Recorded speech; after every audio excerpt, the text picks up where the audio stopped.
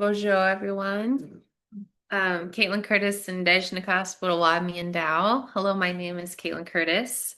I am a citizen of the Potawatomi Nation and just so excited to be here with you and to celebrate my new book. Here it is. Everything is a Story. It came out last Tuesday and today is Wednesday. Today's Right. Wednesday. So it came out about a week ago. And so we had the book launch, and then the next day I left for Iona. So, which has been really wonderful. Book launches can be stressful, so I escaped for a little bit, but it's been really fun to celebrate it from here. So thank you for just being in this space. For those of you who don't know me, I am an Indigenous author, poet, storyteller, public speaker. I have been writing and doing public speaking for about a decade now. And the sort of overarching theme of my work, of all of my books, I've written 7 books, adult nonfiction and children's books included. And the overarching theme is always kind of care for ourselves, care for each other, and care for Sugamakway, our Mother Earth. Those are what I sort of ground myself in and the healing and care that I hold and what I kind of hold for all of us. And so, for me, words are medicine and they are the way that I sort of move in the world. So tonight or today, I'll read a little bit of poetry to you and share. We'll do a little, just close our eyes and have a little bit of a ritual of breathing and holding space. We'll have a poetry prompt because I love writing poetry, and so I'm going to invite you to if you would like to. You don't have to, but if you would like. And yeah, I'll be reading from the book a little bit. So just a few different things so that we can just I don't know, just have a bit of flow together and move through some different things and maybe some time at the end. So I wanted to start with a poem. This is from chapter 1 of the book, and then I'll tell you a little bit more about the book. Who first told you the story of yourself? Who decided how you'd be raised? Where, why, and when? Who made you think certain things of that holy body, exceptional mind, and thoughtful heart? Who held the power to shape your everything? On what day did you decide to revisit the story? At what time did you discover that it was all too much and not enough? Where were you when you promised to love that body, mind, and heart again? Who helped you find your way home to yourself? Who gave you pen and paper to write the story as it always should have been? Tell me the story again, and we will grieve what's been lost and rewrite the next chapter, and the next, and the next, and every moment that follows, for ourselves, for each other, and for every story yet to be imagined. I've been writing about stories and the power of stories for the last decade, and more than that, really. My first blog was called Stories. I started a blog when my oldest son was born in 2011, and started a blog and called it Stories because even then I believed that stories were everywhere and inside of us. And so I was so excited to just write a book on storytelling and on the power of stories. And this book is kind of like helps us step up and out and just kind of look at stories and notice how they are everywhere and notice how powerful they are. That stories have so much power in the world, so much influence in the world, even from when they are small stories to when they become large stories. And the way that I wanted to sort of frame it was through the life cycle of an oak tree. So if stories are alive, like an acorn is alive, like an oak tree is alive, then how do we follow sort of the life cycle of a story by following the life cycle of the mighty oak? And oak trees are this beautiful universal symbol of sheltering, of strength and might, of resourcefulness.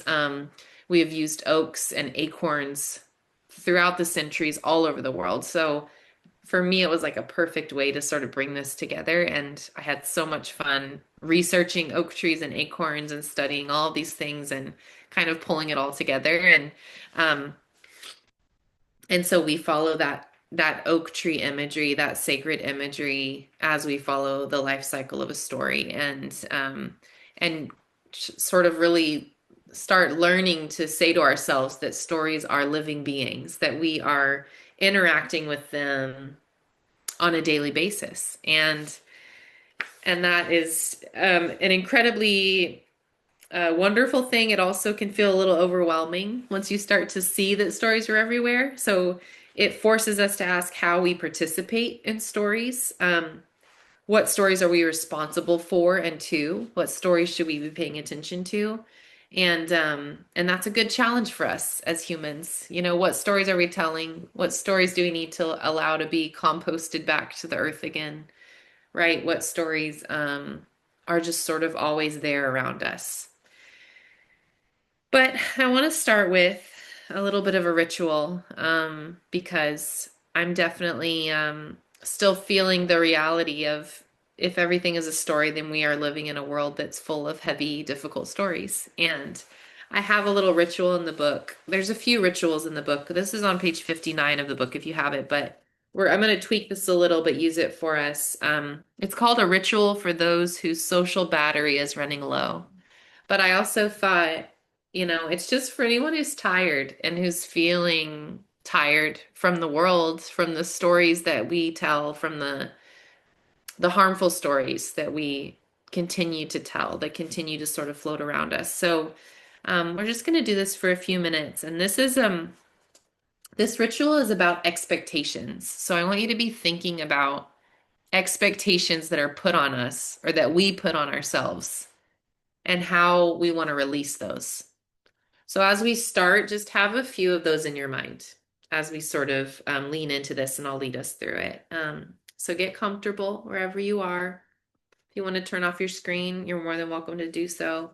But just find a place where you can be comfortable. Close your eyes if you like, or settle your gaze somewhere soft. This ritual is simple. It is meant to be as expansive as you need. We are letting go of expectations. We are naming expectations. So this ritual is focused on the 4-7-8 breaths, which means that we do 4 counts breathing in, we hold for 7 counts, and then we release for 8 counts. So begin to relax your body, relax your shoulders, drop them if they're up by your ears, relax your limbs. If your stomach is in knots, try to relax it. Take some deep breaths as you need. Just hold space for yourself. So we're going to first breathe in for those 4 counts and just count to yourself, 1, 2, 3, 4, as slow as you'd like.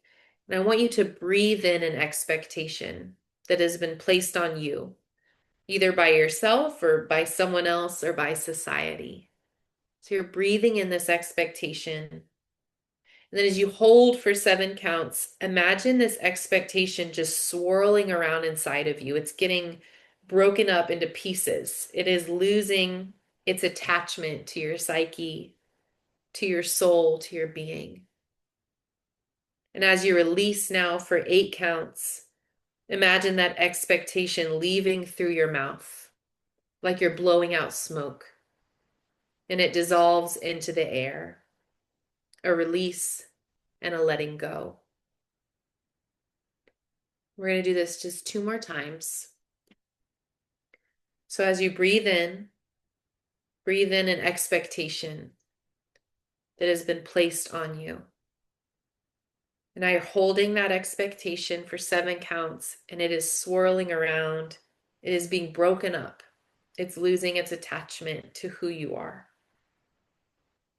And as you release for 8 counts, imagine that expectation leaving through your mouth or through your nose, like you're breathing it out, like you're blowing out a candle, blowing out smoke, and it is dissolving. You let go. You let go of that expectation. One more time. So have an expectation in your mind. You're going to breathe it in, this expectation. You're holding it there inside of you. Imagine it swirling around inside of you and just breaking into pieces like it's in almost inside a tornado, and release it. And as you release for those 8 counts, let it go. Let go of that expectation. And with this practice, you can repeat as many as you need to. You can make a list, go into your safe space, light a candle for yourself, and go through each of those expectations. We all have expectations put on us. When you're ready, take a few more deep breaths and open your eyes. When we take the time to find ourselves, we begin telling a better story. Now, this ritual is rooted in story because we tell stories about ourselves, we tell stories about each other, we tell stories about our bodies, about what we're capable of handling. And in a world that is heavy, it's helpful to remember what is being placed on us. What have we placed on ourselves? What stories are we telling ourselves about ourselves? What stories are we holding that we need to let go of? So I encourage you to put into the chat something you're feeling in your heart right now. Maybe it was from that ritual. If there's something that came up, you're welcome to share it. But what are you carrying in your heart right now? What are you holding with you? Just share it into the chat when you're comfortable.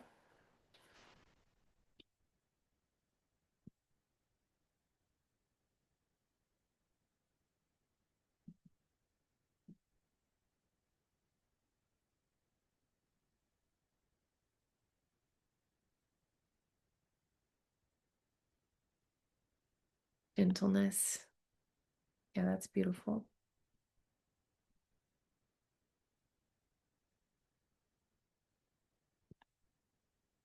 Expectations versus responsibilities. Yeah, absolutely.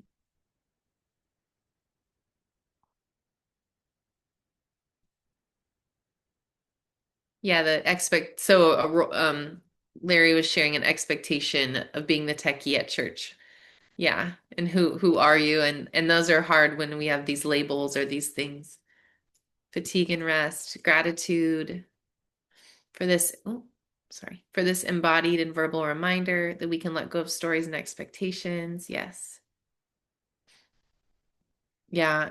The expectation that we must endure anything with poise and grace. Yeah.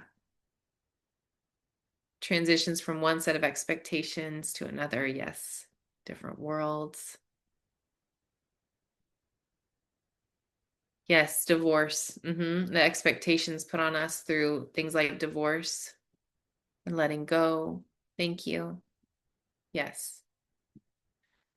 And so the book kind of moves through the micro into the macro. So we move from our very personal stories to the meso, which are kind of those middle stories. It's like midlife, all of those things. And then we move to the macro, which is the stories that are really told by society, the stories that are told by institutions, by the stories told in our history books.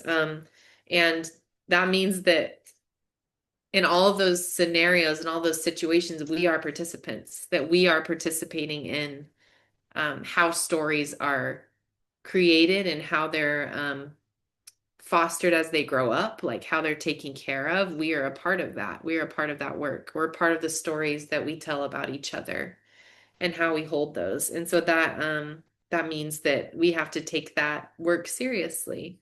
So thank you all for sharing that. And of course, in this space, I wanted to touch on the power of inner spiritual stories and what it means to be in a world that is so grounded. I was sharing earlier, being here at Iona has been so special for me.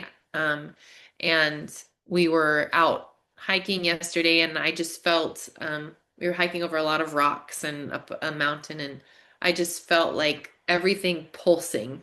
I felt the pulse of everything that I was, all of the ground and the land and the rocks that I was walking on top of. It's like the pulse was coming through my boots, and I felt that again today as I went up a mountain. And it, by the time I got to the top, my heart was racing because not just the exercise, but also that it was like my heart, my body was reminding me that my pulse is connected to their pulse, that we are all connected.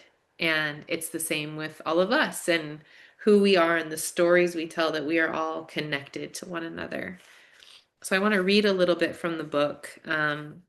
We're exploring prayer a lot right now, and I thought it would be nice to read this little bit about a moment I had in trying to work through what prayer means, because that is also a story we tell, is how we pray, how we approach the sacred in the world. And then after this, we'll do a little poetry practice. So if you have a journal nearby, if you want to write, please make sure you have that. In 2024, I spoke at a small gathering in Nevada at a retreat and vacation spot called Zephyr Point on Lake Tahoe. My second morning there, I walked down by the water to an area called the Portal of Prayer, an alcove built near the shore, surrounded by a small wall of rocks. It's intimate and quiet and truly seems to be the perfect spot to pray. Prayer can feel tricky for me, as I've written about in both Native and Living Resistance. Whether we want to admit it or not, prayer is connected to the way we view one another, to our ideas of belonging and how we think God or the universe is in relationship with us. I don't exclude myself from this view of prayer. As I wrote earlier, I believe we often use religion and spirituality to shape what's happening in the world to fit our will. Did our sports team win the game? God ordained it. Did I pass my test? It was God's will. Is my enemy suffering? God must be on my side. I approach the portal of prayer with some quiet respect and humility. Who am I to ask the sacred for anything? I whispered words of peace. Please give us peace, while acknowledging that people's proclivity for hatred won't change just because I prayed it would. I was in Nevada serving as a keynote speaker for a conference on how to hope for and create justice and peace and kinship in the world. How was I supposed to pray for that? How was I supposed to live into that? The reality often is that I show up to prayer with nothing to say, but every guttural feeling imaginable. I had tears in my eyes. I wanted to fall down at that portal by Lake Tahoe, wrap myself into a fetal position on the rocks, and wail. Why does it hurt so much to be human? Why do we destroy each other? Why do we tell stories that create such suffering? Why do we practice violence? Why do we disagree on what violence and peace even are? Maybe prayer is just about acknowledging that we often don't know what the hell we are doing, and that's okay. Maybe prayer is for linking our arms together and collectively admitting that we are complicated human beings living on a sacred earth that we have harmed. Maybe we start there. So, prayer is a portal. It is a threshold. And so what we do at my Substack, the Liminality Journal, every May is we write poetry together. We do a poem a day all throughout May. And I thought tonight we could do a 5-minute poetry prompt. And so we'll have 5 minutes to write. And the one word prompt is the word portal. And you can think of it as in prayer, but I'm just sharing portal as in a spiritual threshold. Whatever that means for you, whatever comes up inside of you. So I'm going to set a timer for 5 minutes, and I'll bring us back to this spot in 5 minutes.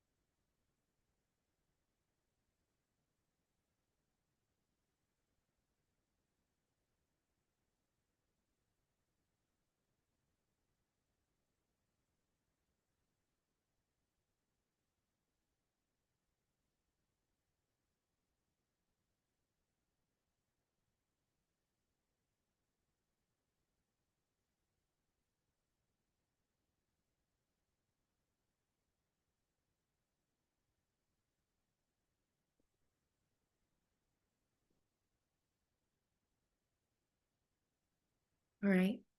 Wrap up what you're writing. Um, you can certainly come back to this if it feels like you just didn't have enough time, but it is a fun practice to write poetry, set a timer, and just see how much you get out. Or even if it's not, if you don't consider it poetry and it's just sort of stream of consciousness or whatever that one word prompts for you, um, it's a really beautiful practice just to see what shows up and what um, a word, what a word conjures up, the image it conjures up, or the feeling and the story that it creates, even in our minds or in our souls as we're writing, is really a beautiful thing.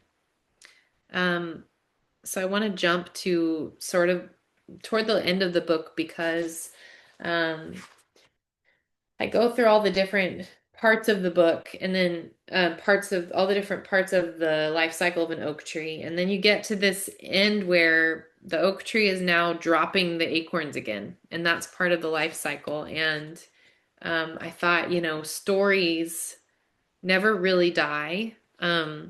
Acorns fall from oak trees, and some of them get picked up by little critters and animals and moved somewhere and replanted in the dirt. And a lot of acorns just turn to compost. And I thought it's the same with our stories. I don't know that any of them ever really die, ever really fully go away, but maybe they're just sort of returned back to the compost pile or returned back to the earth. There are stories in our history books that we've decided we don't want to tell this story any longer, but it still existed and it still sort of exists, but we are doing something different with it. Maybe in a way we're redeeming it, giving it a different kind of life or a new life, or we're saying that story doesn't need to be told anymore. We're going to put it to rest, put it into a dormant place. Where it will sleep, deep sleep, or go back to where it sort of came from and was born from, the kind of dust to dust that some of us have heard before.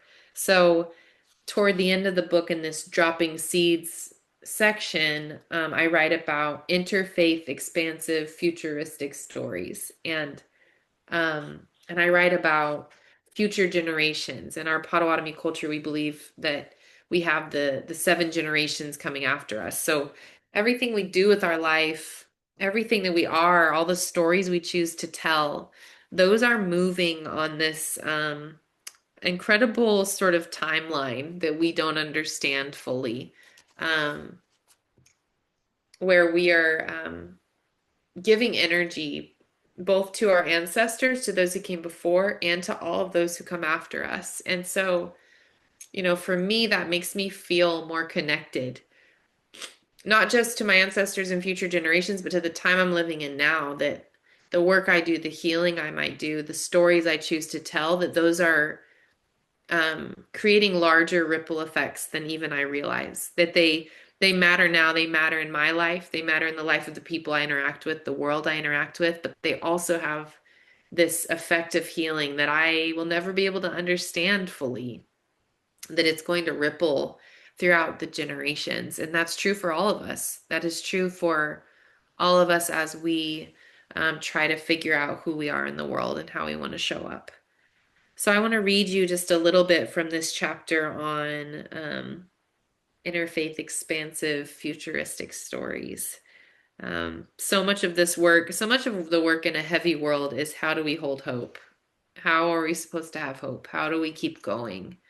And part of how we keep going, and I write about this in Living Resistance as well, is we dream of the world that we want to create or the world we've not known yet. We dream, we have visions, we hold space with one another, and we create that world together. So this is on page 149 of the book. It's just a little snippet. The futuristic hope of storytelling means we pay attention. It means we pause and ask what the tree rings of a tree, of the world, teach us about our history, about where we're from, about the landscape we leave behind, because we cannot build a better world until we've come to terms with the one we've already built. In my book, Living Resistance, I write that I believe in us. by which I mean the collective us, the us that we cannot escape.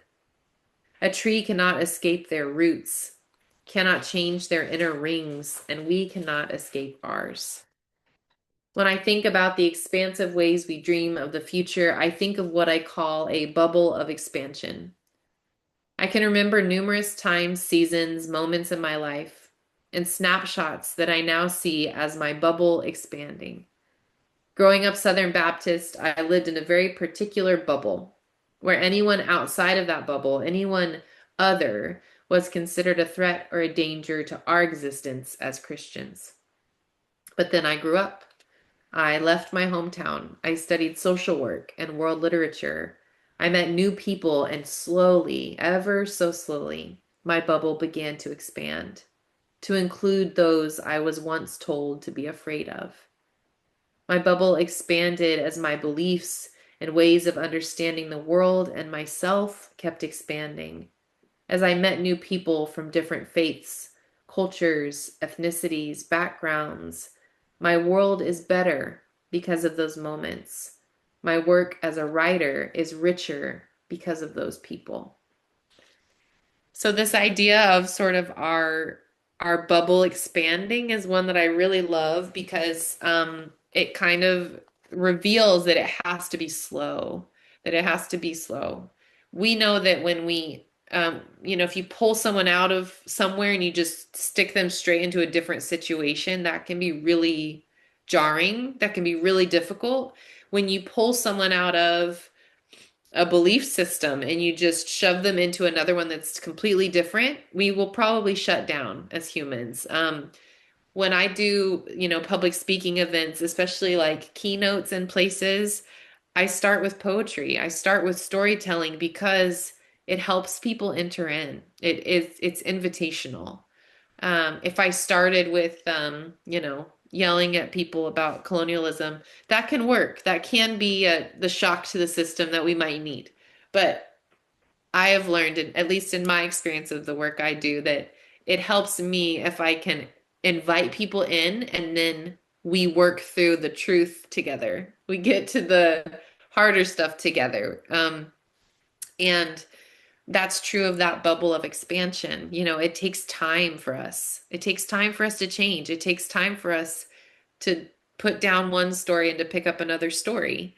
It takes experience. It takes us being willing to go into new places and be with new people. And that can be scary, and it takes time and space, and that's a beautiful thing. So I'm gonna give us 5 minutes again, and this is just to journal about that. How has your bubble expanded? Or do you have a story or something in your mind of when you were exploring this expansion, this bubble of expansion, where something changed for you? So I'm just gonna set a 5 minute timer, and then I'll close with a poem, and then we can maybe chat for a few minutes. It'll bring us back in 5 minutes.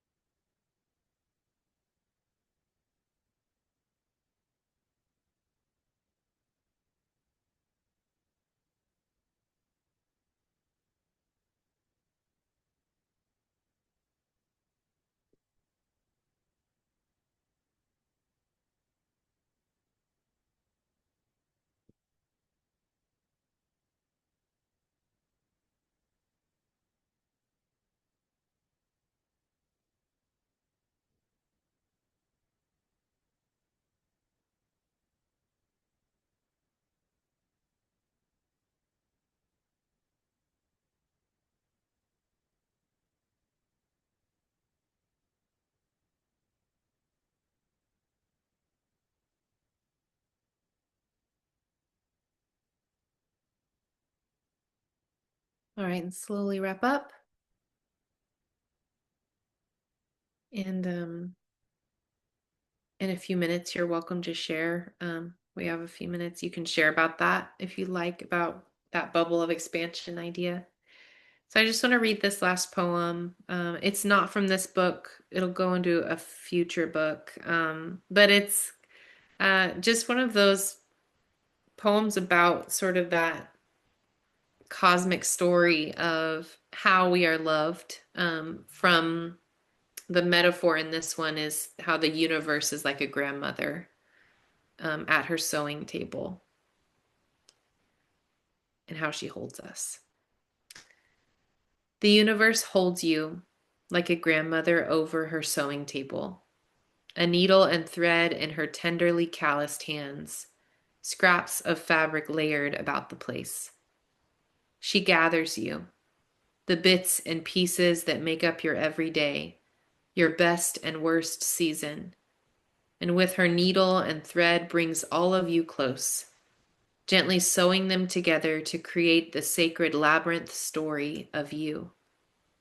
Her hands will eternally work, never quite finished, because the starlight that you came from will be the dusty cosmos you magically return to in the end.